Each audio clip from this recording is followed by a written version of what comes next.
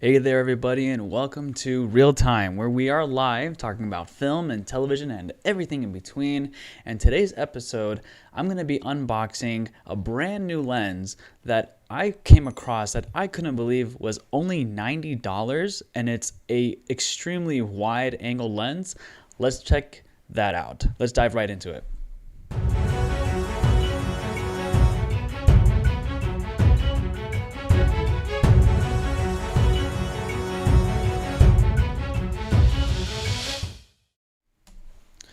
Hey there, everybody, and thank you all so much for tuning in to Real Time. Mustafa Talib here with Cinema King Productions, and I'm very excited, like I said, that we are going to be unboxing a brand new lens that is supposedly the best wide-angle lens for $90. Now, this is something that I just came across, and I thought, this has to be some kind of gimmick or a scam or something. I don't know. Like, it just didn't make sense that a wide angle lens for a micro four thirds camera costs only $90. And it just was mind blowing to me because there are some competitors out there. There's the 7 Artisan lenses that are there as well. Again, this is not like a mainstream brand, right? So you have to keep that in mind. So that's why the cost of it is so darn low. But you have to keep that in mind as well, that because it's not a main brand, it's not a brand name, they can keep their prices that low. But it goes to show you how much of a margin in terms of profit name brands have in terms of camera equipment or anything that you want to purchase. Just FYI. So yeah, this is from Folletto. Never heard of this. I was just doing some research. I was trying to find a wide angle lens for my GH5 and my GH4 cameras that natively go on there because they are a micro four thirds sensor, and the market for these lenses are extremely high, like because they're such a rare type of lens, so to speak. They're not as popular, even though more recently they have been getting more popular. Sorry, I'm just losing my train of thought for a second. But yes, because the price margin is just a little bit higher, they are more rare. But as I was doing some research, and I wanted to get a really nice wide angle lens with a shallow depth of field, so something at least a 2.8, if not a 1.8. And the ones that I was finding was from, I don't know how to pronounce this correctly, but Laowa, Laowa. They're more popular and famous now for their probe lens that's 24 millimeter, but it's like an extremely long tube or barrel, and it has LEDs in the front and things like that. So they have another lens that's 7.5 millimeters, which is extremely wide, but on a micro four thirds system, basically you double it, right, to get the accurate millimeter in full frame, which is equivalent to 15 millimeters, and that is a great wide angle lens. They have a 7.5 2.0 lens for, I believe, let me just do a quick little search just so I get this correct. Wow. To 7.5 f2 micro four thirds. Yeah, I remember seeing this lens, or I have a friend of mine, Ibrahim, shout out to you, bro. He has this lens, and it is currently $500. $500 for a 7.5 millimeter f2.0 micro four thirds lens. It's I believe it's all manual, so there aren't any electronic components to it, and the aperture is manual, the focus is manual, but at a 2.8, 2.0 rather. So I was trying to find something. Okay, I'm not gonna drop $500 on this, right? This is just a lot of money. And so because of that, I was just doing more and more research, and I came across the 7 Artisans brand. They have a 7.5 2.8 f2.8 lens, and that was about $150. So I was like, okay, that's much more reasonable. But after that, I came across, again on Amazon, just another lens for $88.98 from this unknown brand called Folletto. And I was looking at the reviews, and it looked very identical to the Seven Artisans and the Laowa, but of course the price was dramatically different. So because of that, I just took a risk and I wanted to try it out for myself. And the reason why I got it is because I wanted to replace this lens right here, which is on my second angle. This is the Tacchina 11 to 16 millimeter f2.8 from for Canon lenses. There is a speed booster on there so that it can fit the image on there. But I wanted to have a native lens, not something that's not as heavy. And that way I can also put it on, my GH5, which is this camera here. And, if I wanted to do some real estate video shoots or anything like that, I have a nice wide angle to help me achieve that look, right? Make things look much bigger than they are. Now, I know why Laowa made their lens $500, and it's because they've figured out a way so that it does not have so much barreling that happens. This 7.5 does have a lot of barrel to the image, and that's okay because I'm fine with it. But some people don't like that. You can always fix it in post, if you don't want that barreled look. Some people do. It's it's a different look. It's a different, it's almost like a GoPro, but not exactly. It is a prime lens, so it doesn't zoom. So it's always at 7.5 millimeter. And I know the focus is really, really well, and it can be very sharp because it has a very minimal distance where you can be in focus. So that's something I'm very interested to finding out. So without further ado, let's go ahead and unbox this thing. Before I do, I'm going to go ahead and switch angles real quick. I'm going to stay on here for a second and switch cameras. So that way we have an unboxing experience. Although, I wish that I had an overhead rig, but I don't. Maybe in the future I could. Anyway, let's go ahead and start using that angle right about now. You should see it. It's my older GoPro Hero 4 camera, and I just had to get a couple extra wires, and there, you can see it right there. I'm going to have it right here. I wish there was a little bit more light, but maybe you can do that in the future. Anyway, without further ado, let's go ahead and unbox this guy. There it is, ladies and gentlemen. Thank you for tuning in. I'm just kidding. So let's go ahead and get out our trusty knife. Bam! And open this guy up.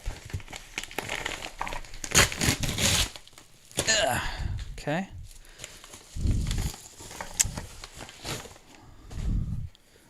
Okay, a nice clean white box. It says Micro Four Thirds right there on the edge. And this is a very, very... Oh. Does it open? I don't think it opens like that. I think it opens... Ah, there it goes. There it goes. Okay, let's do this properly. Okay. Let's just switch to this cam and keep it on here. And open it up like that. Cool. All right, first thing is microfiber cloth. That's important.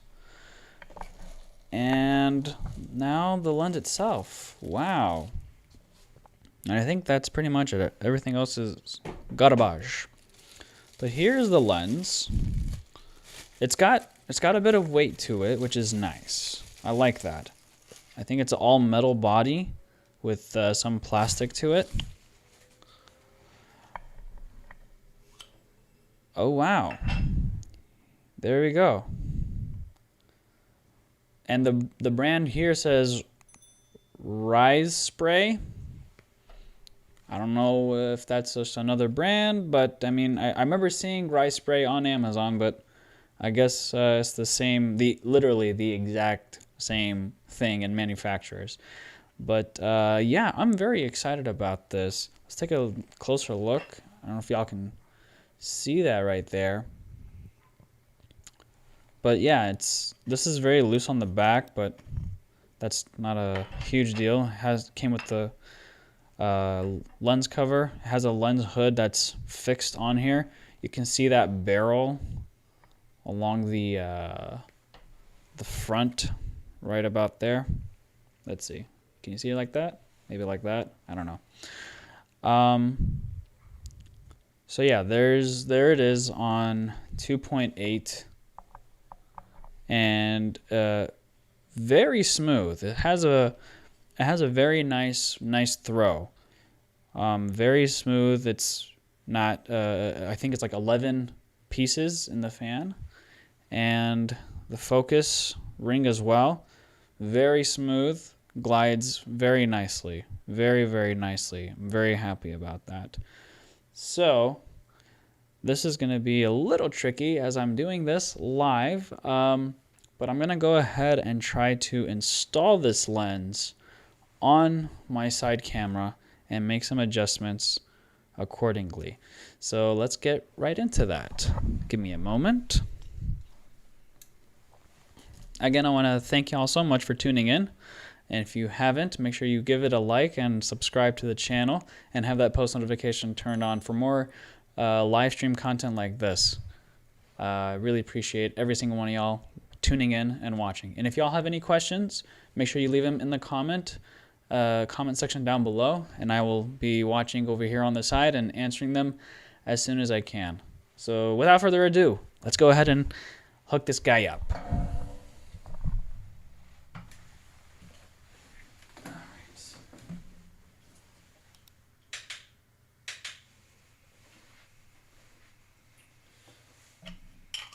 First set you on the side, turn you off, and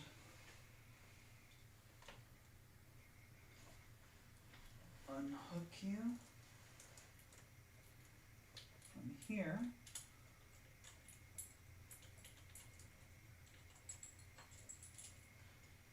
Okay.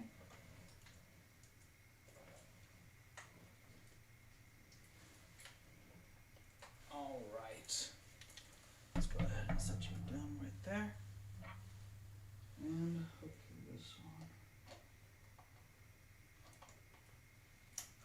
Like that. I wish I had another floating camera.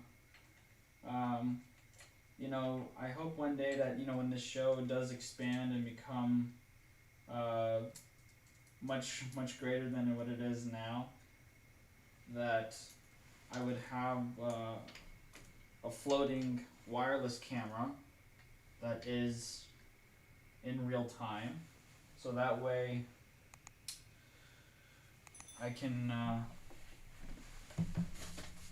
get the miscellaneous looking shots. Oh wow, that looks so awesome. Let's go ahead and scooch you in by a bunch. That is very wide. Very wide. Alright, let's go ahead and keep it moving. Wow. Okay. So, ladies and gentlemen, let's go ahead and take a look at the Risespray or Filetto 7.8 7.5 millimeter f2.8 lens. Let's go ahead and take a look at that right about. Whew.